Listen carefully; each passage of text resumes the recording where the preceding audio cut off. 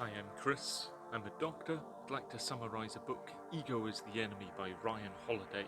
As the title suggests, ego can hold you back, so this book explores ways to overcome ego.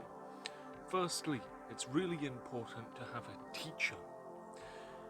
Somebody who will therefore, you'll see, is better than you. There's a kind of self-imposed ceiling on your ego then. Of note, if you do get better than your teacher, good for you. Find a new teacher.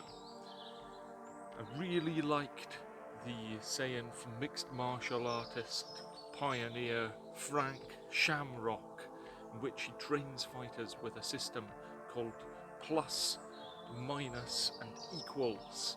So each fighter, to be great, has to have somebody who's better than him, the plus that he can learn from, somebody who's worse than him, the minus, or perhaps more than one, who he can teach, and an equal that he can push himself against, so really test himself to the limits.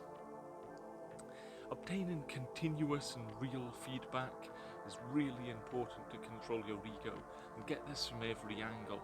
Feedback can purge out the ego, and a real student actually is always trying to understand things so that they can move to the next topic and the next challenge. And that real student is at times their own teacher and their own honest critic, in which there's no room for ego. Interestingly, this book talks a bit about passion, and it says that that can at times be the thing that's holding you back. What it means here is that passion isn't just caring about something and being motivated. Passion, this refers to as the real zeal, the absolute bundle of energy that some improvement gurus will suggest, something that you're going to keep pushing yourself to the maximum to achieve your ambitious goal. Although you'll have heard of passionate people, and they'll have been given as evidence as to why passion works, rest assured there are thousands of people who had passion but didn't succeed, and you just simply wouldn't have heard of them. So what do we do? Well, we want enthusiasm, but what we want is actually purpose with a direction. So your low passion may be a factor in driving you. Really, reason and thinking about how to achieve things is fundamental. So there's lots of things, Where do you start? What do we do first? What do we do right now? And the answer is really be lesser and do more. So for every person you meet, think, how can I help that individual? And over time, by benefiting others and not you, there'll be a large effect in which you've had a profound impact on people's lives.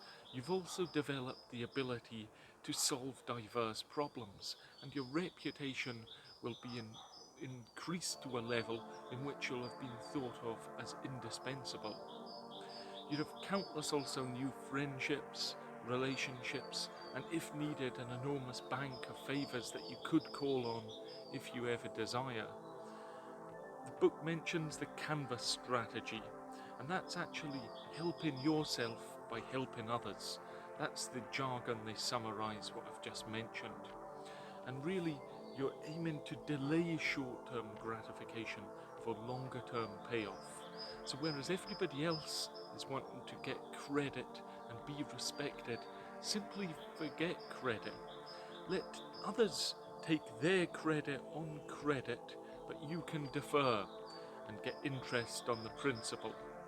So I genuinely hope you found that helpful. Feel free to comment below, like, subscribe, and I'll see you next time.